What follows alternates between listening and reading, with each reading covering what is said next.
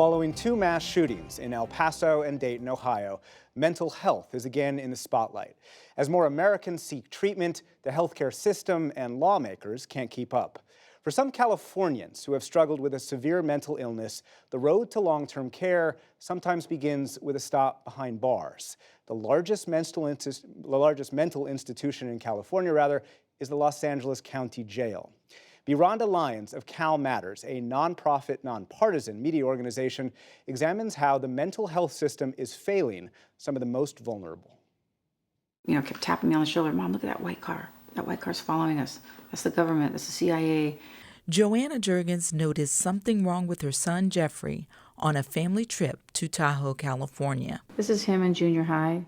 He was 17. It was his first psychotic break and the beginning of his years-long struggle with schizoaffective disorder. Over the next 4 years, Jeffrey landed in jail frequently. I remember saying to the judge in El Dorado County, I need help. He needs help, and I don't know what to do. But we're waiting for a disaster to happen. But he said, the law, my hands, there's nothing I can really do. His time in jail and on the streets gave him an unlikely friend. Mental Health 12. I'm in Officer Michelle Lazark. I saw Jeffrey sitting on a bench. He didn't have any clothes on. He was a little disheveled. And I said, hey, are you a new guy? And he says, well, yes, I am. Across the country, more than 90% of patrol officers encounter about 6 people experiencing a mental health crisis each month, according to the U.S. Department of Justice. Okay, great. This is going to be great. You're going to get treatment. You're going to need the help you need. You're going to get housed. And they just can't keep it together. Following Jeffrey's arrest from stealing a car, a judge finally witnessed what Jurgens' mother had been saying for years, that he was sick.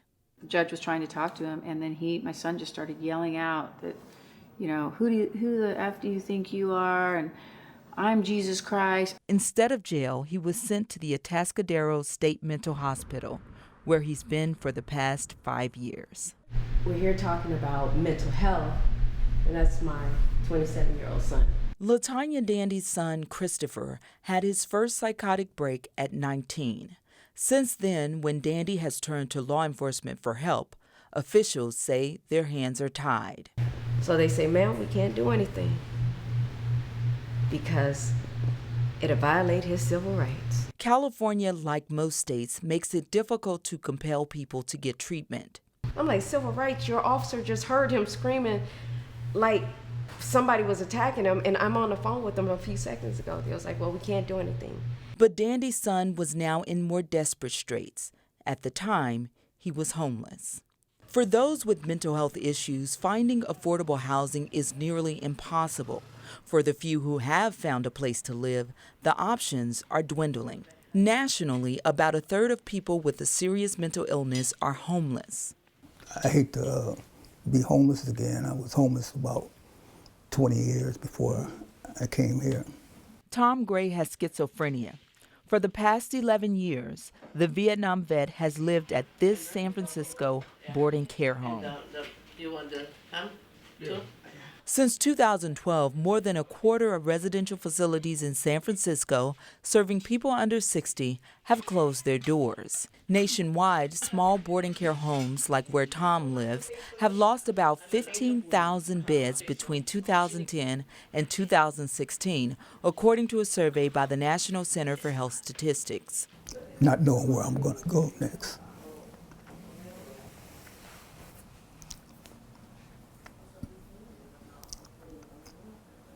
That's how I feel kind of lost. Gray has found a temporary house in San Francisco, but he will have to move again in a few months. A bill winding through the state legislature would triple the number of people who can use Medicaid dollars to live in boarding care homes, but it still has a long way to go. There isn't a big political action committee well-funded for mentally ill people, okay? It doesn't exist. State Senator Jim Bell of San Jose, California, created the state's first mental health caucus. He's trying to not only increase housing options, but also create avenues for the judicial system to deal with those with mental health issues. All rise. Department 61 is now in It's mental health court. The Honorable Judge Stephen Manley is presiding. Our jails are overcrowded, our prisons are overcrowded. The crime rate has really not changed dramatically, yet we have more and more people incarcerated, and so we have to do something different. There are more than 300 mental health courts across the country in nearly every state. Instead of jail time, Judge Stephen Manley orders people to take their medication, stay sober, and sends some to community treatment programs. You're not in jail anymore. See, it's so much better to breathe the clean air. Just keep it up, okay? While Judge Manley works to keep people out of prisons and state hospitals, for people like Jeffrey Juergens, the treatment and structure at the hospital is often the best option. Once a month, Joanna Juergens makes this 4-hour drive to visit her son.